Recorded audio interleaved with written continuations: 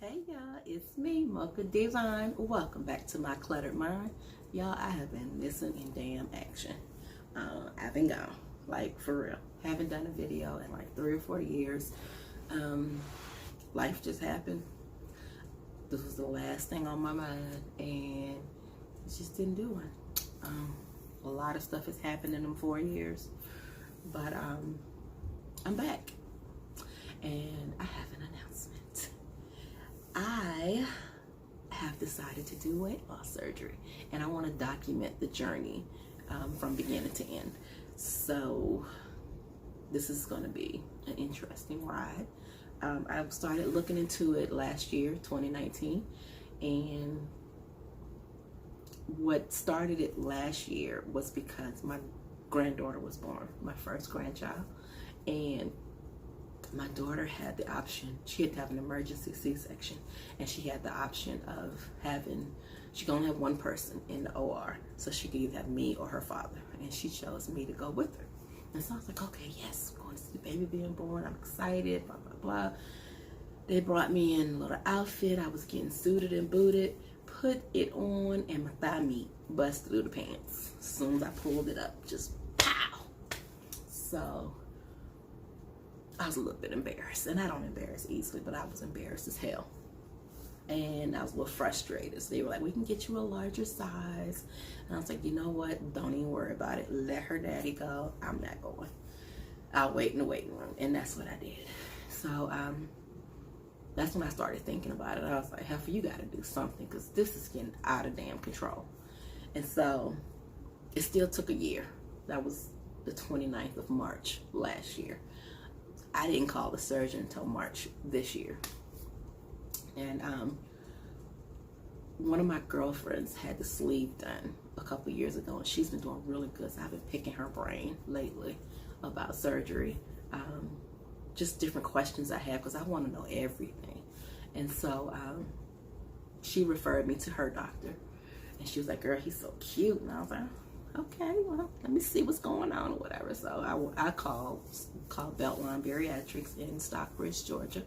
And so I called, and when I called, the pandemic was just starting, and everything was just starting to shut down. And so it was a phone visit, and we talked about options. And I told him how much I weighed and everything, and he was like, okay, well, you seem like a good candidate for it. Do you have acid reflux? What does that have to do with anything? But yes, I do. It's really bad. He says, what, a sleeve, which is what I thought I was going to get, because that's what she got. And I researched it, and I saw the sleeve was a lot cheaper than the bypass. And he said the sleeve makes your stomach the size of a banana, and your acid reflux will be 10 times worse. And I was like, well, no, we don't want that, because my shit is bad. He said, on a scale of 1 to 10, how bad is it? And I said, like a 15. So yeah, it's bad. You know, I got Tums by my bed. I have a prescription I take every morning. I have heartburn all day, every day. I throw up like 2 to 3 times a week because I have heartburn, or my acid reflux is so bad. Alcohol makes it bad, but I still drink. I just suffer. Yeah, so I didn't want to make that any worse than it already is, because no, he's in the bypass will pretty much cure the acid reflux. It's more expensive. It is. And it's a little more invasive, because they reroute your intestines, or the way your food travels through your intestines. So they reroute your small intestines to your stomach, and your stomach is the size of an egg, and it's a lot different than a sleeve. But yeah, that's the option that we're going with. So he told me you have to go through so many phases, so many stages to get approved. So you have to do a psych eval, and a sleep study, and an EGD, stress test, and you have to get clearance from your doctor. And you have to do 90 days of nutrition visits with a dietitian. So I've been doing most of that so far. By the end of July, I should be done with all of that except for the nutrition visits. That's going to be the end of September. But as far as the price, My insurance will cover 80% of it right now. Once I meet the out-of-pocket deductible, which my out-of-pocket I think is $5,000. I think I got $2,000 left to go. They'll cover it 100%. And so far, with all the different visits that I've been doing, I've been scheduling doctor's appointments for every damn thing. I had a CAT scan. I had diverticulitis a couple months ago. So I went and had a CAT scan for that, had an appointment, and see the doctor for that, pay that copay, pay the copay for the CAT scan. So that's starting, the thing is starting to rise now. But I did an ultrasound a couple weeks ago for this. I did my psych eval last week. That was interesting. It was a 45-minute phone call. It was a video, televisit, 45 minutes. It wasn't too bad. He sent me a test afterwards, and it was like 538 questions, and they were like all over the place. Yeah, I do my PCP visit tomorrow, so I can get clearance from them. And my stress test is on Wednesday. I'm dreading the stress test. That's one of the procedures I'm really dreading. That, the sleep test, I'm kind of on the fence about, because I snore, and they want to make sure I don't have sleep apnea. So the sleep test is kind of, I don't know if I want to be hooked up to all those machines, but I got to do it to get approved. So I'm going to do it. But yeah, the endoscopy, the EGD, they're gonna put me to sleep for that, so I'm not too nervous about that. But yeah, it's a lot of stuff you gotta do for this. I've been researching and researching. I've been watching videos. I mean, I binge watch on YouTube. Everybody's journey. I want to know the good, the bad, and the ugly. I want to know what could go wrong. I know what can go right, but I want to hear all the things that could possibly go wrong. Like some people lose their hair after so many months. I wear wigs most of the time, so that's not going to bother me too much. But when you go to wash your hair, you don't want to have a clump of hair in your hands when you're washing your hair. But I'm aware that that's a possibility. My support system is pretty good. Everybody, for the most part, is on board. There's a few people who are kind of negative about it, think it's the easy way out. And hell, I used to be one of them people. I thought it was the easy way out too. I thought, you had a surgery, the weight falls off, you ain't got to do shit. It's great. But that's not it. It's not the case. You got to do stuff. You really do. The before and the after, it just, so I know that this is going to be a life change. But I've tried so many things. I've done Jenny Craig.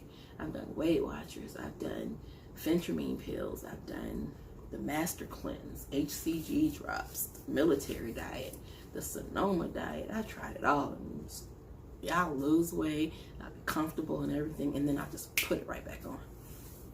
So, yeah, this is like a last resort.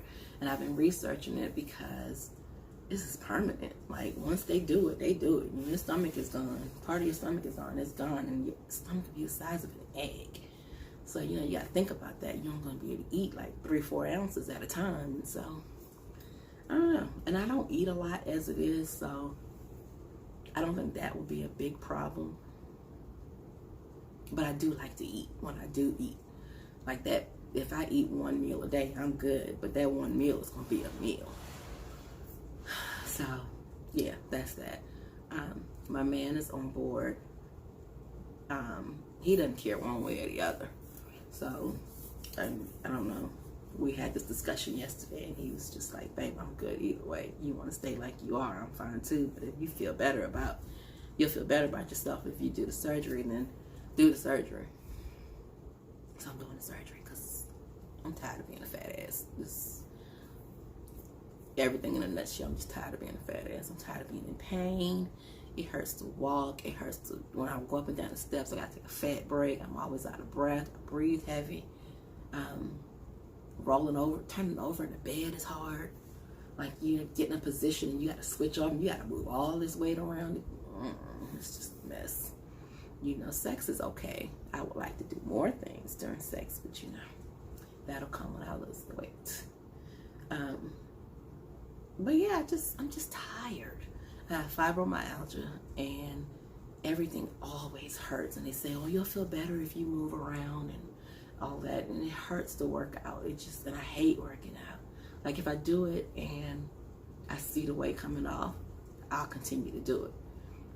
But if I work out 30 minutes a day every day and I lose like 5 pounds in a month, I'm gonna be pissed, and then I don't want to do it no more because I feel like I'm wasting my time. So this is it. This is what I'm doing. My stats, I'm not ready to actually say how much I weigh right now. Once the weight starts falling off and I start doing updates, then I'll say, you know, I started here and now I'm here. But right now, But I'm 5'7", I'm 46, my BMI is 47, which puts me in the morbidly obese stage of life, which isn't good. So yeah, this is what we're doing here.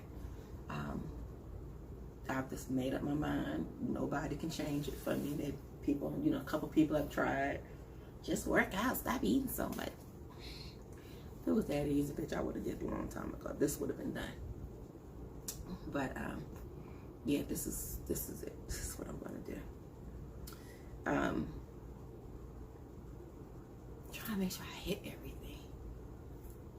I'm using the front camera on my phone, and my breasts look ginormous, and they're really not this big. Yeah, this is. I don't take a lot of pictures, and I need to stop. I need to change that because I want to be able to see where I started and how far I've come. So I probably gotta take more pictures. Normally when I take pictures, it's like from here up. I don't do all this. It's a no.